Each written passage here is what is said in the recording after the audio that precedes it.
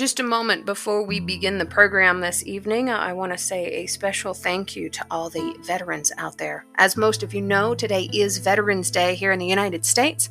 Tonight's guest is actually a combat veteran, but I wanted to say a quick thank you to all of our veterans here in the United States, everybody listening, everybody who has family members who were veterans.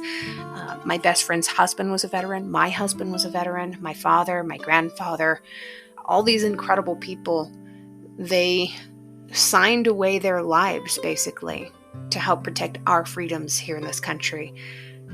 And what incredible people they are. They deserve the thanks. If you see a veteran, pay for their meal. Tell them thanks for their service. Shake their hand. Let them know that they're appreciated. It can go a long way.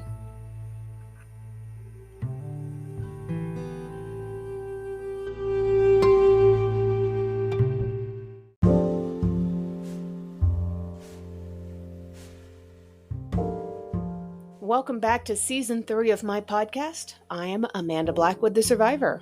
As many of you know, I wrote my autobiography as a survivor of human trafficking called Custom Justice.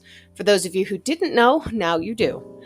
Keeping in line with that, this entire season is going to be focused on interviewing other trauma survivors who did or plan to write about their own experiences as trauma survivors and how they overcame their past. Get ready to hear from some truly incredible people.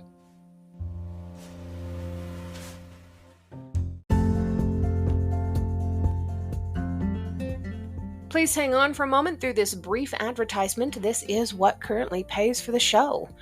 Of course, I will also take donations through PayPal to keep the show running, or you can show support by a simple book purchase. I have quite a few out there. Just look for books by Amanda Blackwood on Amazon or Barnes & Noble. Your purchase does go to helping to support local organizations that help fight human trafficking also. Today's guest is Dacia Arnold. Dacia is an Army veteran who served in the Baghdad ER for 15 months during the surge. She's been published in the New York Times and Full Magazine Volume 3. She's written about her own experiences through a work of fiction that I am fascinated by and must read. So I'm honored to have her on the show. Thank you for joining me, Miss Arnold. And how are you today? Thanks, Amanda. I'm doing great. It is a beautiful day here in Western Pennsylvania, tucked in the woods, away from civilization. I'm hiding out. So is that where you're from? Is that where you originally grew up? Oh, that's a very long story. So the short answer is no, I did not grow up here. My dad was in the Army when I was born, so I've moved every 3 years since then. And started out, I was born in North Carolina and lived all over. And then I joined the Army and moved all over. And we have decided to settle down here in Pennsylvania, which has been kind of a 20-year-long dream of mine to own a small piece of land here in Pennsylvania. You say a small piece of land. I read castle. Tell me about this. What's this about? So it does indeed appear it's got turrets. It is just a big house on the hill. I call it a castle. It looks like a castle tucked in the woods with a giant wraparound porch. And like an acre and a half of trees and land, and it's beautiful. Wow, that sounds majestic. That is really cool. Thank you. So I know when we originally connected, you had said something about how you had served in the Baghdad ER. Holy cow. As soon as I read that, I knew that I wanted you to have a spot on the podcast, and I wanted to have it specifically on Veterans Day. So I'm really glad that you also wanted to have this aired on Veterans Day. I come from a long line of military folks myself. My grandfather was Navy. My father was Air Force. My brother was in the Air Force for 4 years. They wouldn't let him re-enlist. We won't get into why. I got one of those. There's always one in every family, right? Yeah. So what kind of trauma did you have to experience, and what did you overcome while you were over there in Baghdad? Yeah, well, I think it I don't know, it's a weird world just kind of being a woman in like a male dominant masculine career field. Like even down to uniforms, it was masculine was professional and feminine was not professional. So in appearance and in actions, so androgyny is what was professional for women. But Wow. if you dipped too much feminine, you would get in trouble for being unprofessional. If you dipped towards, too much masculine, then you were a dyke. And it was just there's it was just this weird place to be as a girl. I mean, I was 19 years old and trying to grow into being a woman. But also trying not to like call too much attention to myself, but how much can you really help being a young girl surrounded by a bunch of dudes, you know? Yeah. So the the trauma that I experienced in the emergency room was trauma that I could rationalize and regulate. Um, so I knew the technical ins and outs of human anatomy and how blood works and how oxygen works and how to fix the things that came in there, and then at what point you couldn't fix things, and then you just file those things away in your brain. It's like, okay, I did what I could and I couldn't do anymore. I had validation from my team that said you did the right things, you couldn't do anymore, and then you just filed it away and got ready for the next round. And it was that kind of trauma um, that was self-regulated. Like you could rationalize it because you were at war. You chose to be there. You chose this profession. This is what combat looks like. And I was fortunate enough to have leadership that did a really good job of just encouraging us and not freaking out. Like even when things were hairy, they had made it a point to maintain the cool for us because we were kids, you know. I mean, they Yeah. weren't much older than us, but they were a little bit older than us. And then the other aspect, a lot of it had to do with the people standing next to me, and so where there were people who had like my best interest in mind, there were others who didn't, for lack of better words. Right. Did you feel like you were under somebody else's thumb or under a radar the whole time? I would say no. I think in garrison, so garrison is the times that we're not deployed to a combat zone. So in garrison, where as a combat support hospital, we don't work in a hospital. We work in, I don't know, we call it the motor pool, or where we kept all of our vehicles and our equipment. So there was a bunch of downtime. There was less stress. We didn't have a job to do until we deployed. And so that's when, idle hands found their way around. I suck at metaphors, by the way. Just go straight for the gold if you need to. But yeah, no, being the new girl in a unit full of dudes, it was really difficult. It was Yeah. very hard, especially when there were people in leadership who took advantage of that. Like you wanted the leadership to like you, to include you, and that included like after hours and being invited to things. Yeah. So Yeah. I hear that. I've worked in male dominated industries for most of my life, including events. mm. And I was the person that never got invited to those things. Yeah, it's really weird is that when I was in Baghdad, I didn't know. I didn't know when people were drinking. I didn't know when people were doing drugs. I didn't know when they were partying. I wasn't invited to any of those things. And, honestly, I'm not mad about that. Right. You didn't miss out on anything. Exactly. Yeah. So, how has the trauma that you experienced, how's it impacted your life to date? Do you still have residual effects? Absolutely. What's crazy is that I know very intimately what my trauma response is, both to like various different things. I When I'm dealing with acute trauma, so like an injury or something, my kids get hurt, my kids are choking, my dog is hit by a car. I know that there is a point in time where I will break down and feel my feelings, but I know in the moment when it comes time to act that I can turn those emotions off.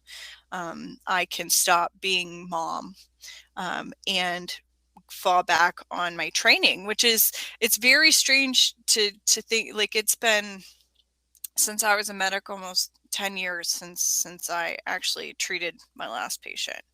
But it's muscle memory. It is something that doesn't leave you. It's, um, it is that primal instinct to act. So the fight or flight or flee. Um, my instinct is to, stay for the fight and see it through, and then at the end, that's when I shut down. Wow. So I've always had questions about the fight or flight instinct. I spent a little time as a flight attendant. That's the one time that I had a job that wasn't male dominated. Uh, but they actually taught us in training that fight or flight and freeze. Hmm.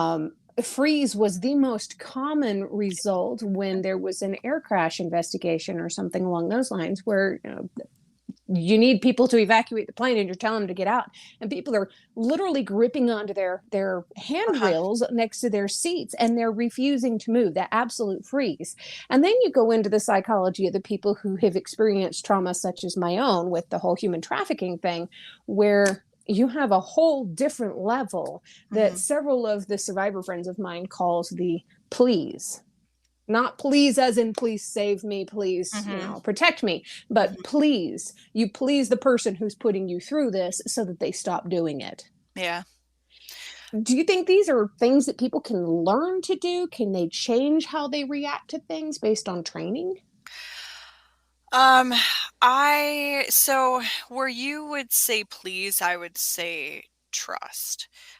So if I were in a plane that were going down and someone handed me a parachute and said, I think you can do this, I'm gonna fucking do it, because I trust that they trust in my capabilities to do it, because my initial reaction isn't, you caused this and you can stop it.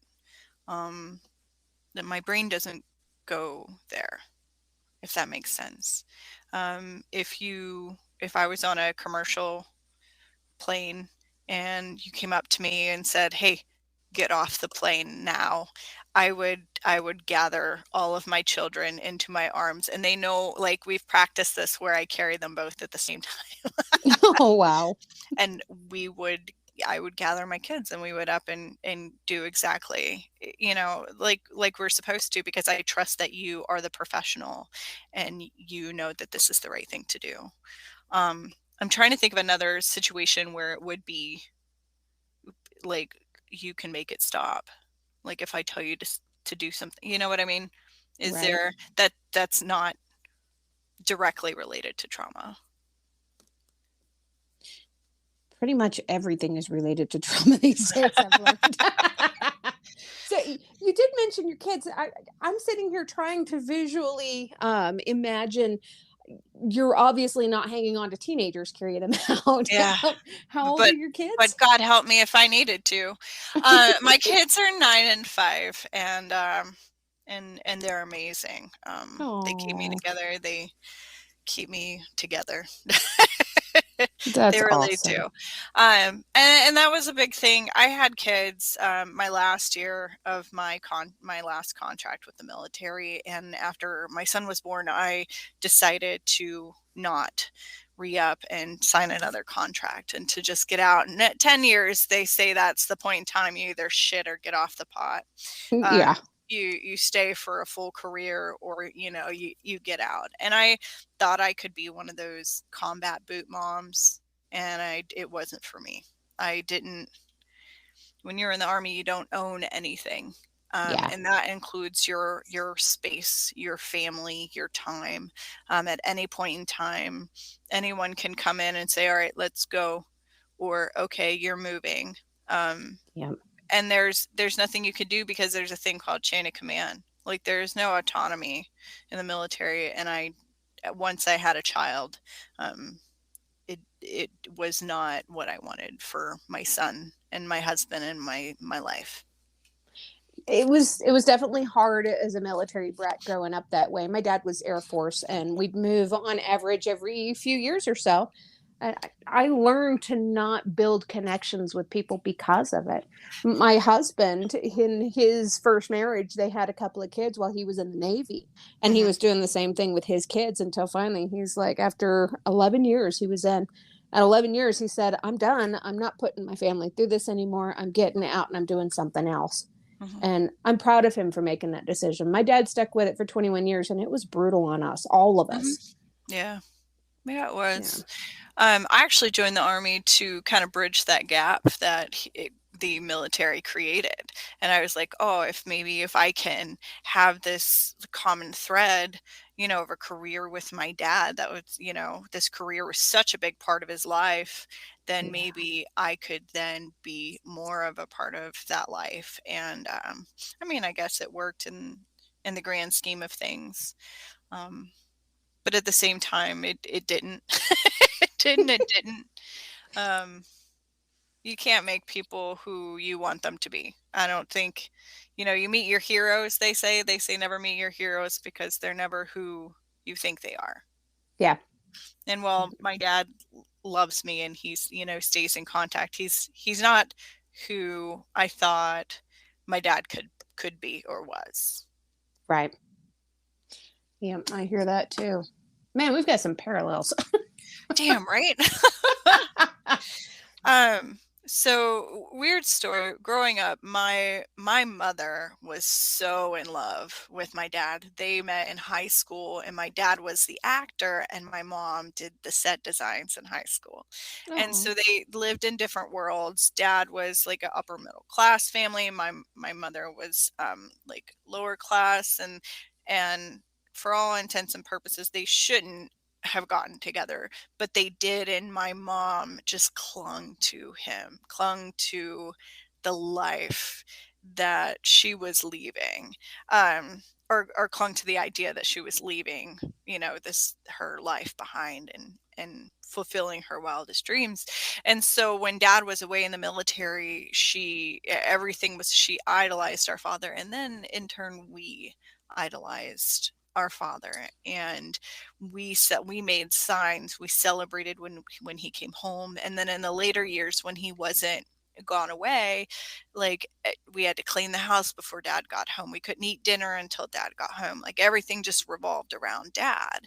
And while my mother was there, like the one who, consoled us and took us to school and managed all the things in the house, and really was the one there for us to raise us, we still she diminished herself in our eyes, because dad was the pinnacle of the family. Wow. um and then for me as a middle child, like, I just kind of was in this mix, and I wanted nothing more just to be recognized, and not only recognized, but I wanted love. I wanted the same love that we gave to my father. Like, I wanted that type of love, but I wanted it from him. Like, I wanted my dad to be excited when I came home, or to, celebrate my big wins, my promotions, and things like that. And it never happened. Never did. Like, to this Wow. day.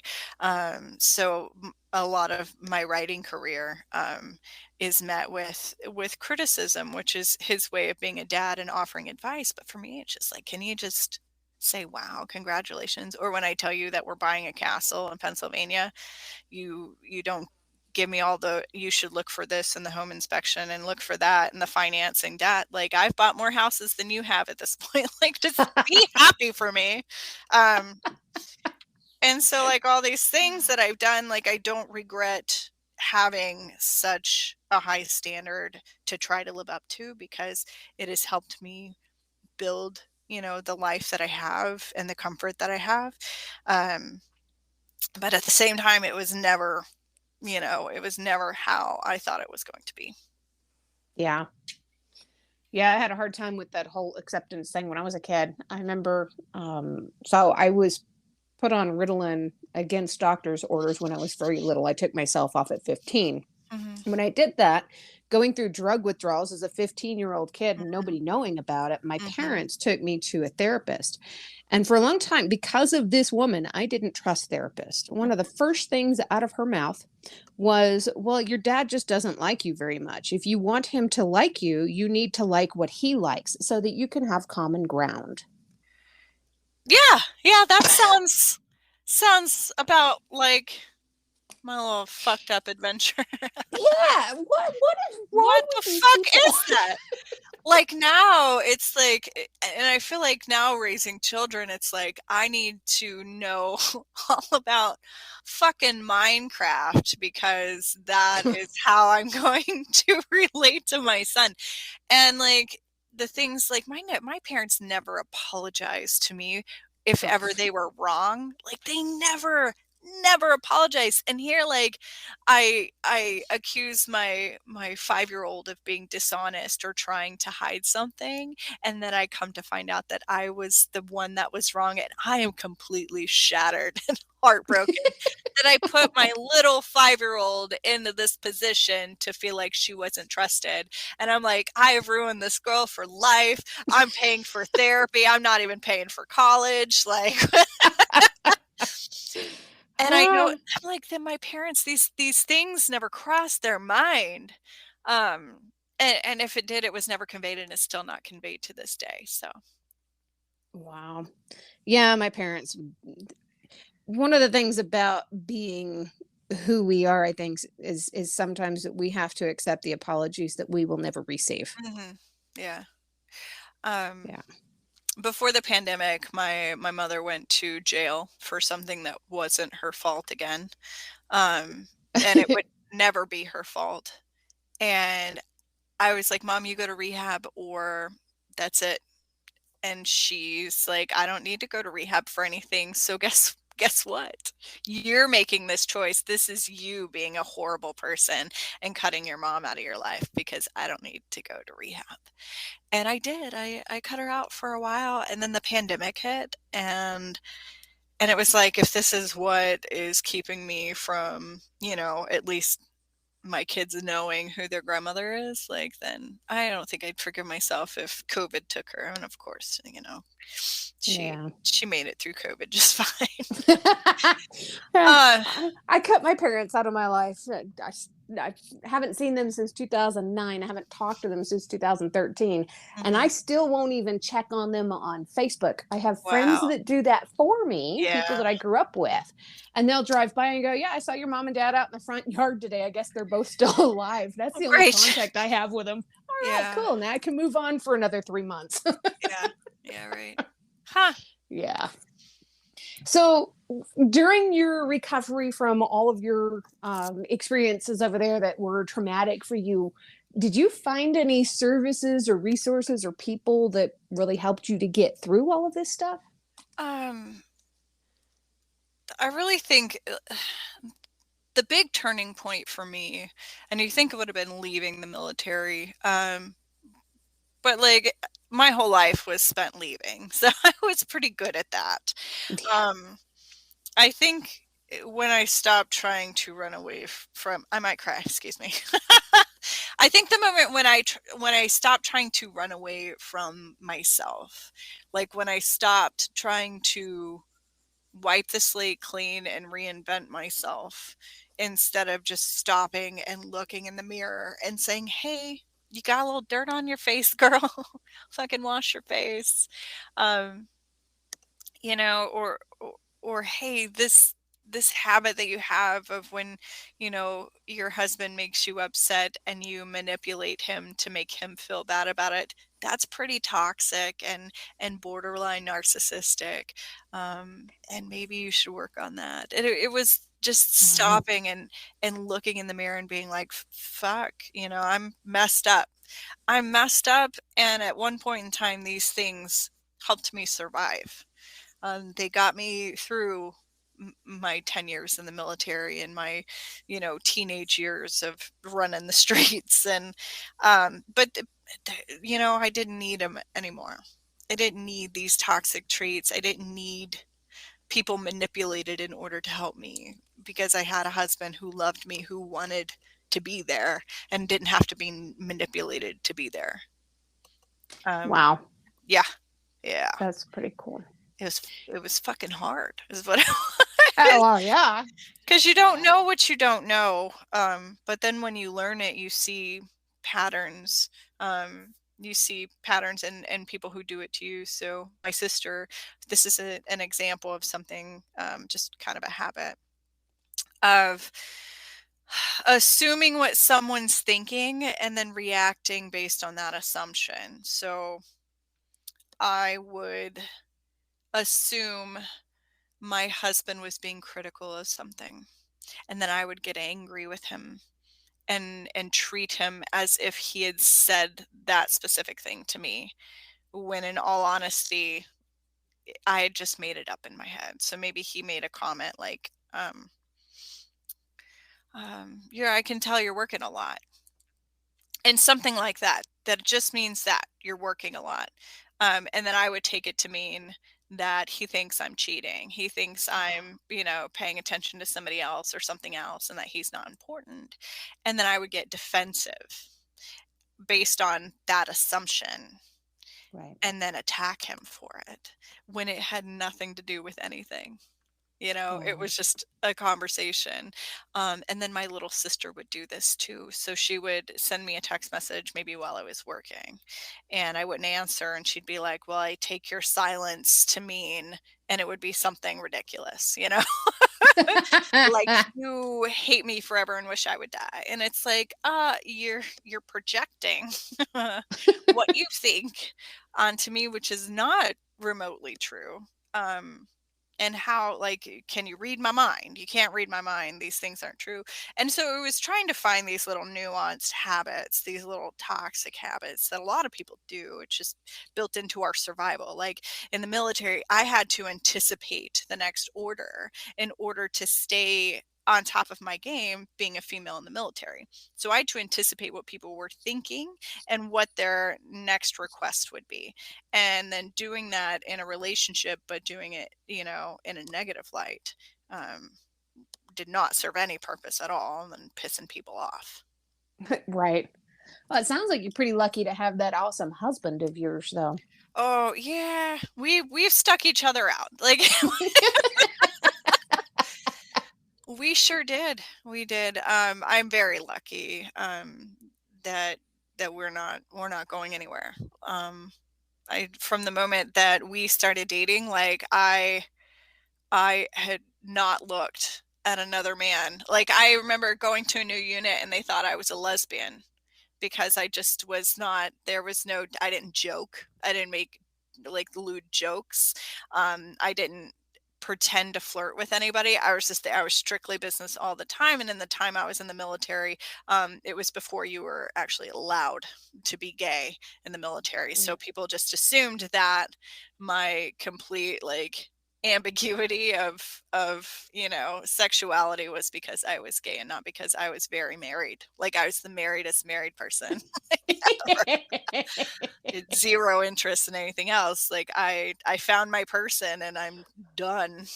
That's freaking cool, man. That is cool. Yeah. I'm feeling like that about my husband. Our wedding was January of this year, so a little bit more than 6 months ago now. Oh wow! Congratulations. Thank you. I've dated a lot in my life. I've had a lot of boyfriends. I've had a few husbands in the past. This man is the greatest man I've ever met. Good. He's incredible. And I'm not saying that because he listens to this podcast, because he doesn't even listen to the podcast. So I don't think his family listens to the podcast either, so we're safe. But I love that guy. That's good. It's good. Yeah, we've been through a lot. But yeah, we're still going strong. That's cool. That's cool. Living in your castle with your kids. Exactly, living a dream. Except we've got to mow this yard. We can't. It's a 2-person job. It's huge, and Oh boy. it's on a hill, and it's so You got to get a riding lawnmower. You're old. You're 9 enough. 9-year-old is old enough, right? Yeah. Oh no, we would roll a riding lawnmower down the hill. It's how we live on a hill. Oh, geez. Yep. Yeah. Yeah. It's a lot different than Denver. It is. Sounds like it. I don't really miss living in Denver. I think moving to Pennsylvania, not just because it was a 20-year dream come true, but I missed grass and trees, and I grew up, I didn't grow up anywhere, but my dad's family is from Western Kentucky. So if we ever went home, that's where we went home to. And then in Denver, like there's no grass unless it's irrigated. There's no trees unless you're in the mountains. And Denver is an hour away from the mountains. A lot of people don't realize. I am as far west in Denver as you can possibly get, and the mountains are still like 20 minutes away. Right? Isn't that ridiculous? Then I know exactly where you live. I miss it. I lived there. It's the longest I've ever lived anywhere in my whole life. We lived in our home by the airport for 7 years, and it's the longest I've stayed in one house. Wow. That's out where the airport used to be, right? The Stapleton area? No, so we're a little further towards the newer one, so along the E470 corridor. Gotcha. Yeah, when I first moved here in 2016, I moved over to where the airport used to be in the Stapleton area, where all that stuff's built up now. Now it is, yeah. Yeah, it's kind of sliding down the hill, kind of like your mower. Yeah. Yeah, crime rates are going up everywhere around here lately. Oh my gosh, it's crazy. It's getting harder to live out there. Oh yeah. Yeah, absolutely. We're having broad daylight catalytic converter thefts in Trader Joe's parking lots. Oh my goodness. People have only been parked for 10 minutes. Yeah. I'm making quick work of it then. Yeah, just recently we had a 14-year-old young man that was murdered in a community center parking lot. It was really close to home. It's scary. It's getting really scary. Sorry. Let's get off of this crazy trauma. Well, no, let's stay here for a moment because I'm gonna cry now.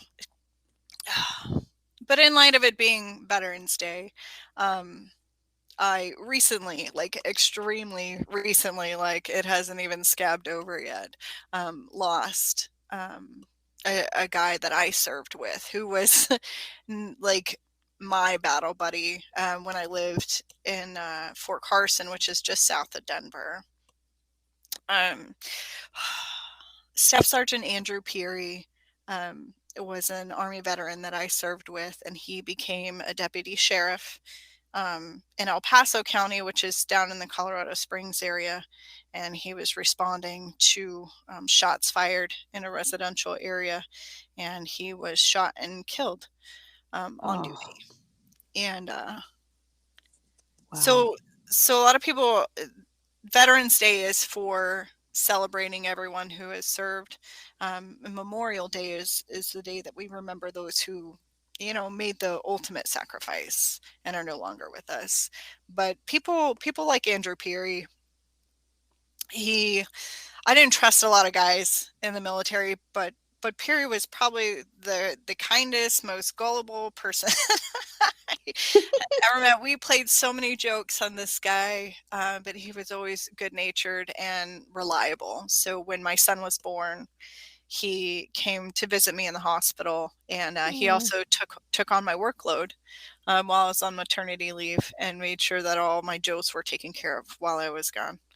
Until I got back, and he was a good friend, and now he's no longer with us. So, wow. Sorry, I'm so sorry for your loss. Yeah. And my heart and my prayers go out to Staff Sergeant Andrew Perry's family too, because this has to be absolutely devastating for everybody who loved the man. Yeah, he was great. He was a Yeah. good guy. And I so it's really weird being having moved around and not made those lasting connections. Like I haven't talked to Sergeant Peary since I left the military 10 years ago. Um or not 10 years ago. 8 years ago. So I haven't spoken to him in 8 years. And I kind of felt when I got the news that it wasn't my grief to have, that I he wasn't missing in my life because he hadn't been there. And but it was then like a couple people reached out to me and they're like, "Hey, I thought you should know." And I'm like, Thanks for thinking of me. I don't think I'm okay." And they're like, "I'm not okay." And they were in the same boat. Like we hadn't talked to Perry in years, and yet he left. Like he was a good one. Like he didn't deserve this. Of all of us, like he should have been the one to thrive. Him and his wife Megan has MS, and he has taken care of her for years. And Wow. it is it's truly a loss, and it is devastating. But I also know that he touched so many people, and that it's okay for me to be sad, because that just speaks to the kind of person he was, and he should Yeah. be remembered and should be celebrated and should be mourned. um, so yeah, that's my take on that. Yeah. What a great guy. Yeah, he was a good dude. Yeah. Yeah. That just sucks. Yeah. So, I mean, that qualifies as a sort of trauma too. Not somebody that you were close to, that's somebody that not romantically, but that you loved. This guy was like family to you, it sounds like. I Yeah, mean, and all of your brothers and sisters are, and even yeah. because like I've moved every 3 years since I was born, my friend from 5th grade holds the same weight to me as my friend down the street today, because I have these people in my life for just a clip, but they all kind of hold the same footing. And so when I lose somebody, it could be the person who was just down the street, or it could be somebody I knew in 5th grade, and it still affects me, um, because they all hold that same weight. And I don't know if I was under the illusion that like when I got out of the army, I took myself out of that trauma line, um, but you don't. You Yeah. don't. Yeah. I think it's just weird because like when you're in the military, you have to accept that you placed yourself there. And then you can rationalize loss. But then outside of that, or when it's like your best friend, if it is your best friend, because Right. I actually did lose my best friend while I was in the military, who she was not in the military, and her live-in boyfriend killed her on Christmas morning Oh, while I was deployed to Iraq. So I couldn't even come home right. to pay my respects because she wasn't family. And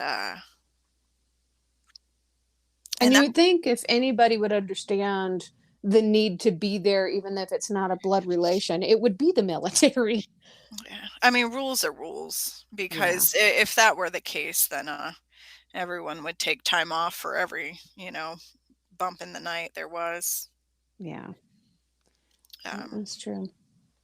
yeah, but they were very kind and understanding, and so I got some time off in in Iraq from work. But yeah, that was probably the hardest thing that I've ever had to go through. My husband was deployed to Afghanistan while I was in Iraq, and Sam had passed away, and so I couldn't even get a hold of him to be Oh, consoled. Like my whole support system was shattered. Like um, wow. yeah, so that was the hardest thing that I ever went through. But having that experience, and being the measure of the hardest thing that I've ever gone through has helped me get through hard things, like working in emergency management during COVID. When everyone's exhausted and scared and tired, and I'm bringing everyone coffee with a smile on my face, like I get to go home at night. I'm happy. I'm just happy to be here. Let's do this. I hope they caught that guy and he's doing a long, long stretch. It wasn't long at all, Oh, actually. So he waited there until the cops arrived, and he did suffer from PTSD, and had suffered from PTSD, and so he only got wow. 15 years, and he should be out in 3 years if he hasn't gotten out early. Wow. Yeah, yeah. Yeah, and I know you have levels of PTSD yourself from experiencing trauma. I mean, everybody does. Do you hold him accountable more than the law does? I don't think about him. I Okay, don't I don't have emotions. I there there is 100% complete apathy to this person. I don't care if there was a reason or not, because I don't have the emotional capacity to give him any energy. good. Good for None. you. Is that good? I feel like I'm just avoiding the situation, but what can I do? There is nothing. There is nothing I can receive from his situation that would give me what I want. Yeah. So I don't give him anything. Well, I mean, I've heard it said so often, and I don't remember who originally said it. I think I know, but I'm not going to misquote myself.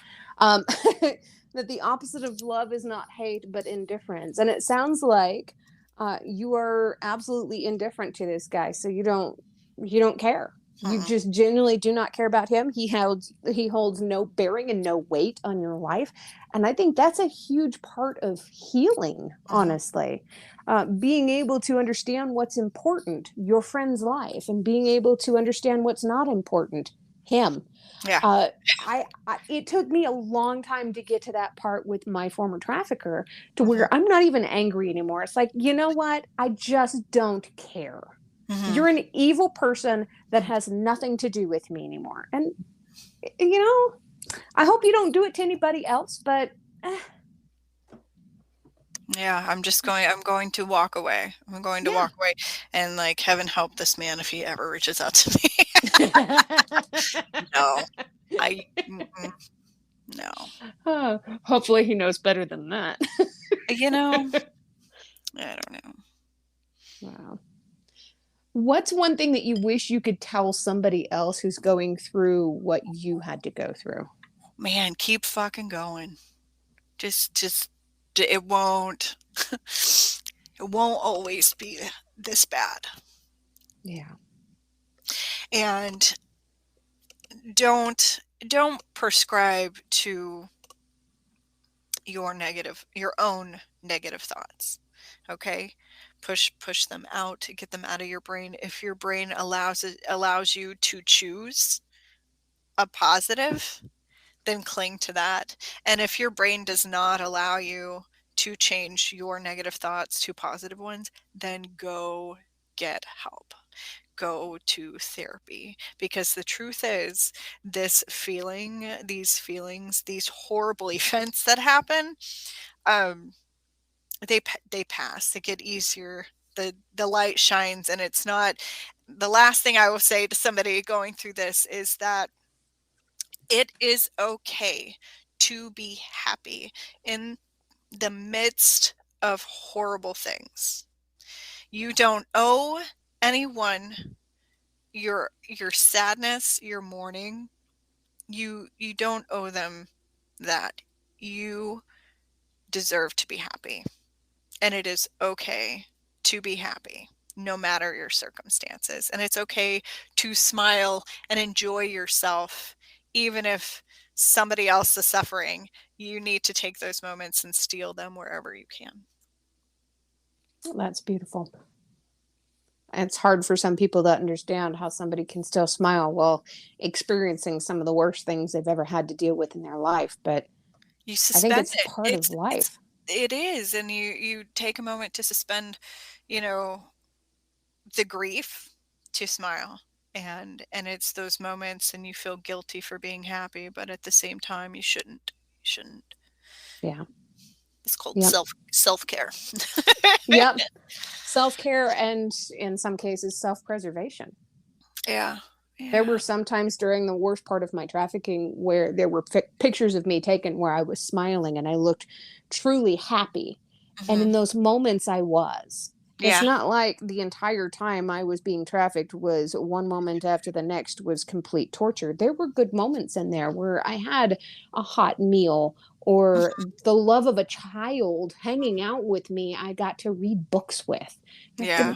Beautiful moments that they deserve to be looked back on with fondness and to realize that yes, you were happy in that moment, even if you were absolutely miserable for 99.9% of the Yeah. time. Yeah. There were moments of joy, moments of happiness. Yeah. Laugh at a damn joke, you know? Oh, yeah, exactly. And the Yeah. people that think it's not okay to laugh at a joke tend to strike me as people who are not yet healed from their own traumatic experiences, whatever they might be. Yeah, it's true. Yeah. What's the name of the book that you were telling me about, and how does it relate to your experiences? I cannot wait to read this book. It's on my to be read list. So I'm an author. I have I think 7 books out now. My latest book um, is is called Dirty Bombs, and it's about a mom who's deployed to Iraq, and the enemy resorts to biological warfare, which creates the zombie virus. So I was before the pandemic, I was helping a friend of mine write a MASH reboot called CASH, Combat Support Hospital, and at the time that we started writing the pilot episode, um, I had watched this show called 68 Whiskey, which is the nomenclature for a combat medic. And I watched this one episode, and a female medic came into the emergency room. She was a flight medic, and she had made a mistake, and she hadn't realized she made a mistake until she got into the emergency room and realized that her patient had passed away. And I like that hit me so hard, and it was like I I wasn't ready. I guess I thought I was ready. I wasn't ready. Um, but then I decided to write all the nightmares that I had when I read World War Z while I was deployed. And then basically, I just had stress dreams about zombies taking over the hospital. And it was a lot Oh. easier to write than actual real life, like non science fiction um, events. Right. So that is what Dirty Bombs became. Wow. I've been obsessed with zombies for many years now, and I gotta say, Max Brooks, World War Z, it's one of my most favorite books. Max Brooks is a brilliant author, and most people have no clue that he's Mel Brooks's Yes. son. Isn't that funny? It is so funny. He also like recently released a Sasquatch guide to Sasquatch hunting. Hey, it cracks me up. But yeah, I think the one thing I didn't, and I mentioned this in my book, is that in World War Z, the zombies ran; they could run, and Right. I prefer Walking Dead zombies who decay and are slow. Right. And so in the very beginning of the book, she's like, "Oh, thank God, Max Brooks was wrong, or Brad Pitt." I think I said Brad Pitt was wrong. They don't run. Yeah. So Yeah. It's like the difference between Dawn of the Dead, the original, and Dawn of the Dead, the remake. If you've seen both of those, there's a huge difference in the way they amble and shuffle in the first one versus one wearing Nikes and sprinting at you in the second one. that's great. So, do you have a passage from your book that you'd like to share? I would, and it touches on quite a bit. So, um, I do want to set up is kind of a trigger warning. I imagine this whole episode is one massive trigger. But I will talk about, for combat veterans, indirect fire and combat casualty care, as well, mentions of suicide and just kind of giving up. But to set up the story, it's in a semi-temporary combat support hospital in southern Iraq. Staff Sergeant Miranda St. Clair's mission changes when the enemy resorts to biological warfare, releasing a zombie virus on her combat outpost. And this is an excerpt from Dirty Bombs. The gurney tipped head up as Miranda intended.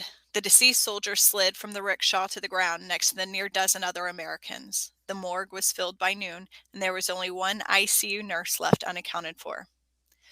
Sergeant Crawford, Miranda yelled in the metal trailer. Hey, St. Clair, how are you holding up in there? They'd always been friendly, but not quite friends. There was worry in Crawford's eyes. Unlike Miranda, who was geared up in full battle rattle with her body armor, helmet, flame-retardant gloves, and eye protection, Sergeant Crawford worked in just her digital pattern uniform pants and a tan t-shirt. How many people do you have helping you? I can have Johnson bring MREs when he's back from detail. We're also expecting more incoming mortars. You should at least throw on your body armor over your shirt. If I get hit by a mortar, then so be it. I'm down to one generator to keep this morgue remotely cool, and these bodies are getting heavy. I can't move in that gear anyway. And these 3 soldiers I have helping me, they'll be done soon. I can send them to you if it'll save energy, but I'll need 3 new Joes after lunch. Being around the dead so long wears these guys down real fast, and I don't usually notice when they aren't okay until it's too late. Taking a second to carefully word her next statement, Miranda went through her mental inventory of what she knew of Sergeant Crawford. It was clear the woman was giving up, like a passive suicide, by refusing to wear her protection from the incoming rounds. Miranda had a ton of experience with soldiers who felt there was nothing they could do about their own deaths. The Army even certified her to train resiliency to her peers. But ultimately, dead soldiers had become far more dangerous than the empty fighting positions they left. Anyone resolved to their own end meant another potential hazard. I didn't see you on the Black Hawk assignments. Don't you want to be the first ones out of here? My entire profession is based on one core value. I'll never leave a fallen comrade, Crawford answered, looking at the ground. I'll likely stay back to make sure the KIA make it home to their families. Miranda scanned the rows of evenly placed bodies covered in white sheets. We're splitting hairs at this point. I think that rule only applies when it's safe to do so. If you stay, no one will be here to stop the dead from getting inside the compound. Big Army can send a recovery team for remains. I think staying behind is far outside of our scope of responsibility at this point. Sergeant Crawford combed a few loose strands of hair back into her bun. I got kids, St. Clair. Miranda closed the gap between them and caught the woman just as she collapsed into sobs. I'm okay. It's not even the number of casualties. I can wrap my head around that, but this just can't be real. I can shoot an enemy. I can't re-kill my dead friend. What the actual fuck? In what world is this a reality? Miranda, are they even going to let us go home? While every word Sergeant Crawford spoke was candid and true, Miranda maintained her dutiful posture. She knew keeping her head in the fight would deliver her back to her baby. It had to. I'm going home. Not like this. She gestured at an occupied body bag. Come on, you can do this, and you're not staying behind. That's insane. If the dead don't get you, the enemy will close in on this place, no doubt. When they both were standing, Miranda offered the woman one more hug, though awkward in all of her gear. We have got to hold it together for these younger soldiers. If we're afraid, they will be too. We have to mask all this fear, okay?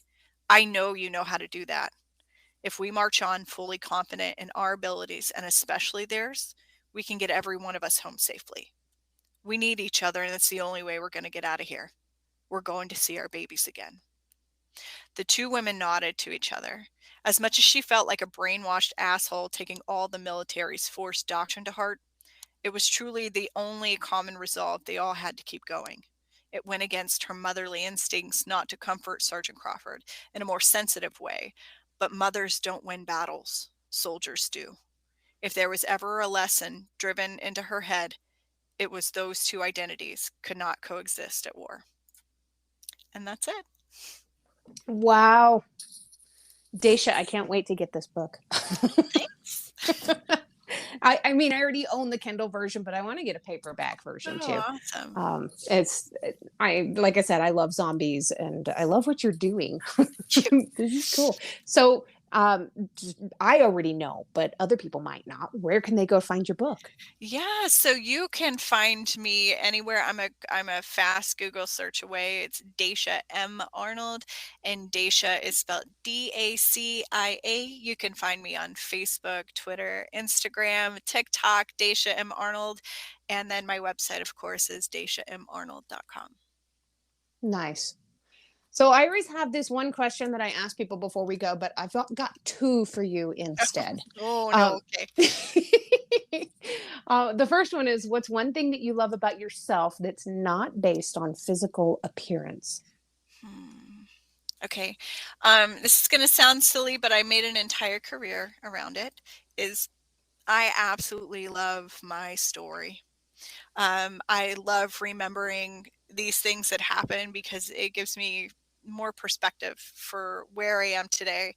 Um, a lot of people ask, what would you go back and change? And I wouldn't change a fucking thing. I wouldn't. I've been through the most horrible things that anyone could possibly go through. And I wouldn't take it back. It's helped me be the mother I am today. It's helped me to be the wife I am today, and it's helped me to be a friend and advocate and coach to other people. If I could reach through this phone and give you a high five and a huge hug, I absolutely totally would. Thanks. High five. Woohoo! All right, and you ready for this one last question? Drum roll. Okay, shoot.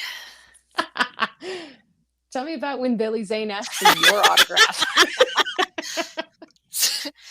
So it's weird that, I don't know, people who are younger than us might not know who Billy Zane is. Billy Zane was the boyfriend in Titanic. He was really mean. And then he's done other things. So he was in Demon Knight, which is Tales from the Crypt. And he was also in Zoolander, which oh my God, I watched Zoolander over and like guys in college would make fun of me and be like, Dacia wants a Billy Zane-aroni. Like, oh my God, so hot. So last year we attended a charity event in Williamsburg, Virginia called Scares That Care. And Billy Zane was like the celebrity guest like of honor. And so I'm not really big on getting pictures with people or getting autographs. So I just, steered clear of that. I want to make people feel weird. So I'm in the vendor room, like slumming it, the back of the bus. We're in the very back of the room, and I'm facing the back wall. And there is this man who's causing a ruckus on the floor. And it's like if somebody's like grandpa stumbled in, it's like, oh, what's going on here? Into this big horror convention. And I was like, God, they really just let anyone come in here. And then he gets closer and he's got this straw hat. He's got glasses on, a mask. And just this blue and white Hawaiian shirt. And I'm like, oh, shit, that's Billy Zane walking around the vendor room. And he comes up to my table and he's like, oh, what do you got here? Tell me about your book. And I'm like, well, and I tell him about everything. And then he goes and takes his phone to take a picture of the book. And he's like, no, hang on. And he hits record on his phone, holds it to my face, and says, now tell me about your books. And I'm like, blue, blue, blue, blue, blue. So he's like, all right, I'm going to get this one. And I'm like, do you want me to sign it or sign it to you? And he's like, no, sign it to me. And I'm like, oh, Billy Zane. I don't know what to say. So I sign it and he pays cash, of course. And I give it to him. And he picks up like every pamphlet, piece of paper, everything on the table, shoves in the book. He's like, all the information's here, for film rights and everything. And I'm like, but I don't give my phone number away. I own the rights to my book and I don't give my phone number away to people. And so I'm thinking, like, after he leaves, Billy Zane's not going to go to my website and use the contact form to tell me that he wants to make a movie out of this. So then I have to go back to the celebrity room and then wait in line with my business card with my contact information and hand it to him. Bless his heart. He's like, I'm really excited to read it. I go, no, I'm excited. And then I just walk away. And so, and my husband's there this whole time. And like, I tell this story and I'm like, Billy Zane asked for my autograph and my phone number. And my husband would be like, stop telling it like that. Like, oh my God. That's like pretty high point in my career so far. So we're still waiting on Billy Zane's people to call my people about the film adaptation, but we're still holding on for that. Oh, that is awesome. That is so cool. Billy Zane. It's a running joke now with all my friends that Billy Zane bought my book. So when I was involved in human trafficking, I was trafficked 3 different times. One of them in particular, I leaned on some early childhood resources in order to get out. I wrote about it in Detailed Pieces of a Shattered Dream, but basically I thought to myself, what would MacGyver do? Yes. Oh my God. Oh, Richard Dean Anderson saved my life. I cannot stress that enough. I wrote to him several times through his fan club and he's never responded, but I have to trust that he knows. And I can't even imagine if Richard Dean Anderson walked up to my booth and asked for my book. Wow. Yeah, right? Goodness. Well, on that note, Dacia, this has been an absolute pleasure. You are amazing. And I hope we can get a lot of people going over and checking out your book and supporting you by grabbing either a Kindle version, a paperback version, just grabbing a copy of your book today, Veterans Day, and help support you and to thank you for your service. And I know it's not Memorial Day, but to thank your Staff Sergeant Peary also. Thank you. Yeah. What a cool person you are. I love it. Oh, thank you. All right. And if next time you have a book coming out, give me a shout, let me know. And I would love to have you back on the show and we can talk about that one too. Oh, let's do it. All right. Thank you so much. Have a wonderful afternoon. Thanks for joining me today. I really appreciate it. All right. You're welcome. All right. Bye.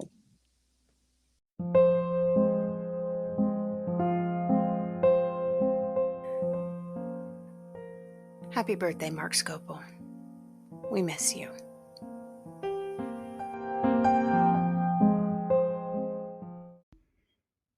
I just wanted to leave you guys a quick note to let you know that next week we will not be returning in honor of Thanksgiving week. So we're just going to kind of take a little bit of a break here. My husband and I are going to be out of town, hopefully visiting family. So don't be looking for a podcast episode next week, and we will return the week after.